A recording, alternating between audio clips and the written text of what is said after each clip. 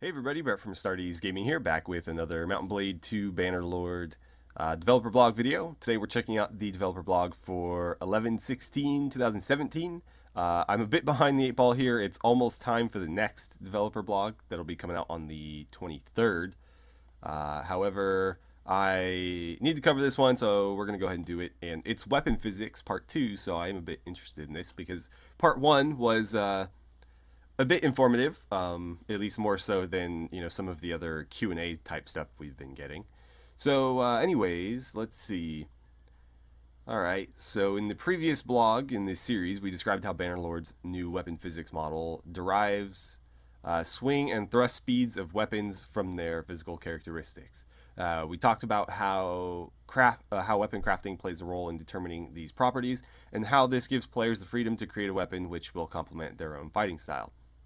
In this week's blog, we would like to expand on this topic and explain the rest of the weapon physics model, showing how we determine the damage that a weapon inflicts and how that works in the game. So damage is a difficult concept to get right in a computer game. Making the damage model realistic could be desirable, since this can help with immersion and depth. On the other hand, what happens in a real-life physical trauma is incredibly complex, and trying to replicate that in a computer model could easily get needlessly complicated with little benefit to the gameplay.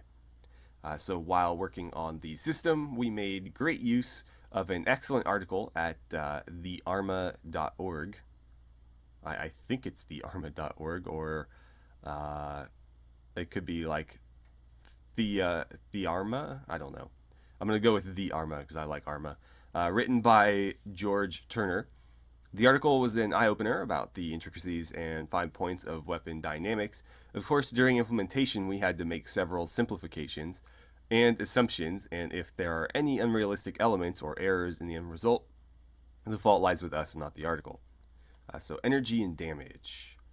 In Bannerlord, we tried to come up with a good model that is somewhat based on physics, but is still simple and understandable for players. In our model, damage depends on kinetic energy dissipated during the impact. However, energy is not converted to damage directly, as we use several extra steps in our calculations.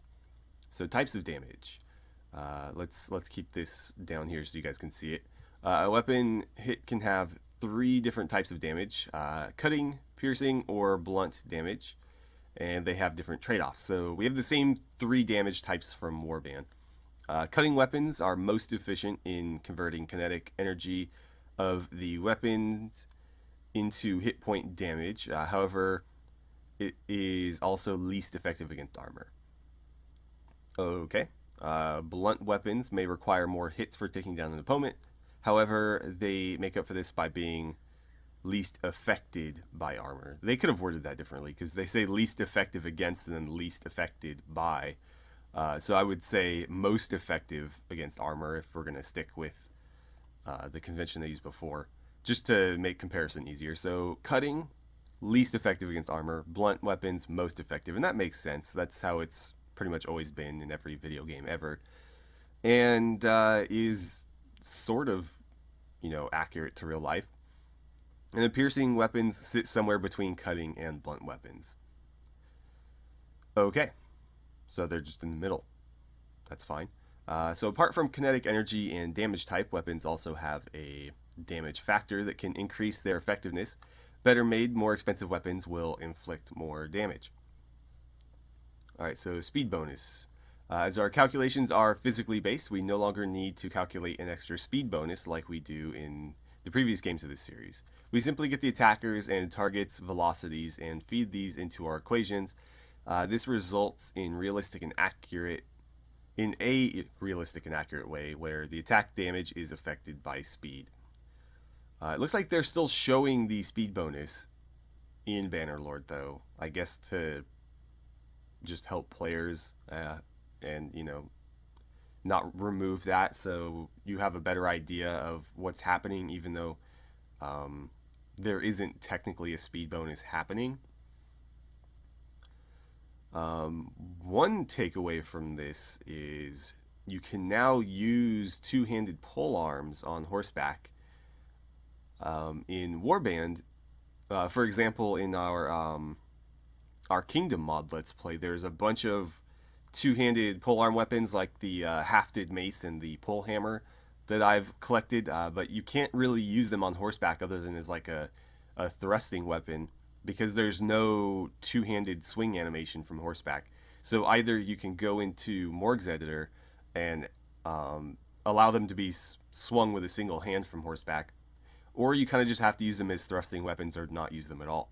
And in fact, I think most of those types of weapons in native warband are just barred from being used on horseback. Or if they can be, they're swung with a single hand. So this is really cool that we have, two-handed swinging animations on horseback now, because I really like using those types of weapons, and I've had to ignore them on horseback because I just couldn't use them effectively. All right, so impact point. For swings, damage depends on the location of the impact point on the weapon. When showing weapon statistics in the inventory, we simply show damage as if the attack connected at a point a few centimeters below the tip. During combat, we take the impact point from the position of the weapon and the target, so it is not necessarily near the tip.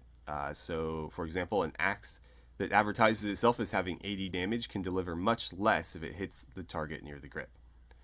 Okay, so they are using the actual part of the weapon. So, for example, this pole arm thing that he's swinging here, it looks like a hafted mace, but I can't really tell what's on the end because it's moving too fast. So if you were to say hit them with the end of it that's metal, you would do the full damage or some variation of that. But if, for example, they came into contact with the actual wooden staff part itself, you would probably do far less damage, or given the opponent's armor, potentially none at all. Okay, so weapon balance and damage. Weight and balance of the weapon has significant effect on damage. As we discussed in the first part of the blog, weight and weight distribution basically determines how much kinetic energy accumulated in the weapon's swing. So lighter weapons are faster and more agile. Heavier weapons can take more time to connect, but this gives more time to increase their energy, making them more powerful. Okay. Sure, I guess. Therefore, during the swing, I'm assuming they're just oversimplifying these explanations for the blog post, because if you look at real physics, some of this stuff is, I'm not going to say not true, it just doesn't give you a good indication of what's actually happening.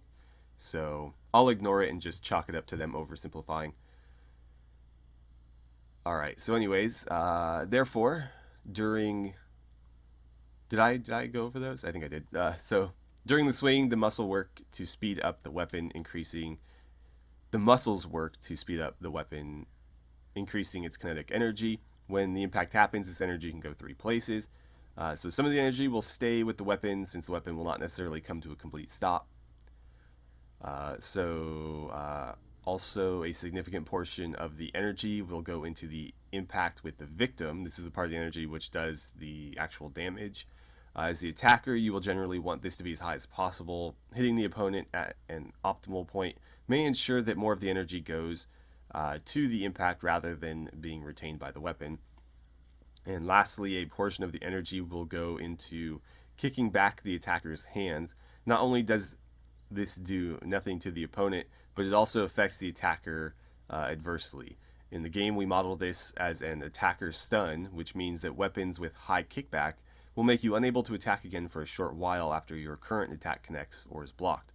An interesting note is that a pommel with the right weight will reduce kickback, much like making a gun heavier will reduce recoil, ensuring that energy goes to the bullet rather than the shooter's hand.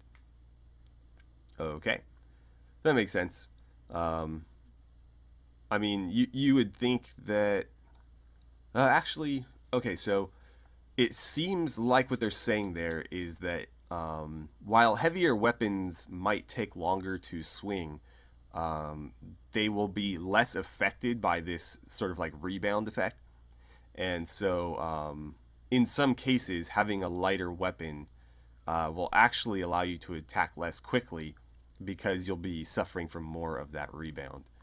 Now, With something like a thrusting sword, where a lot of the weight is in the hilt and the pommel, rather than the blade, which is going to be very long and lightweight, you wouldn't really suffer any of this because most of the mass of the weapon is in the handle, and so you're essentially, I mean, if you were like dumb enough to swing a thrusting sword at somebody rather than stabbing,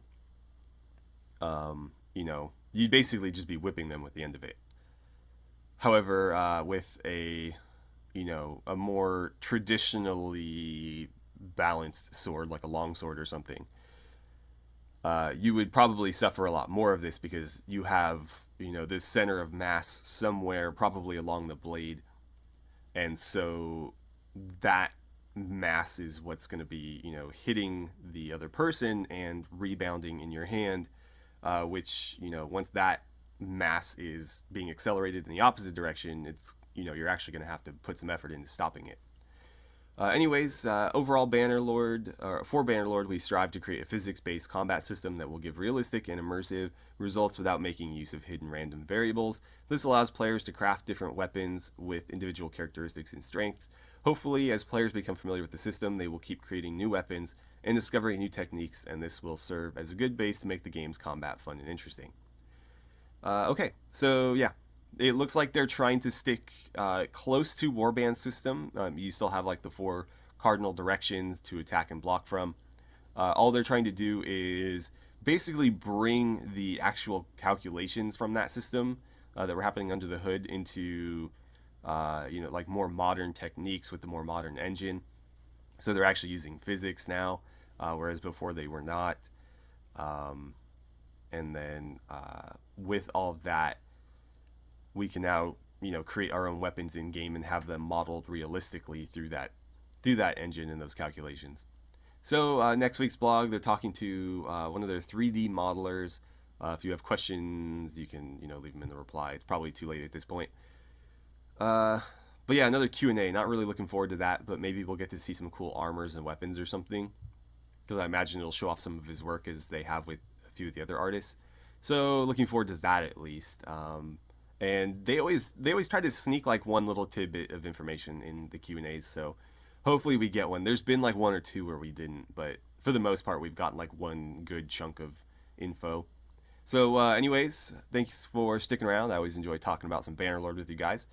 I look forward to seeing you back here for next week's blog, which is in a couple of days, so it shouldn't be long. And thanks for watching. I'll see you next time.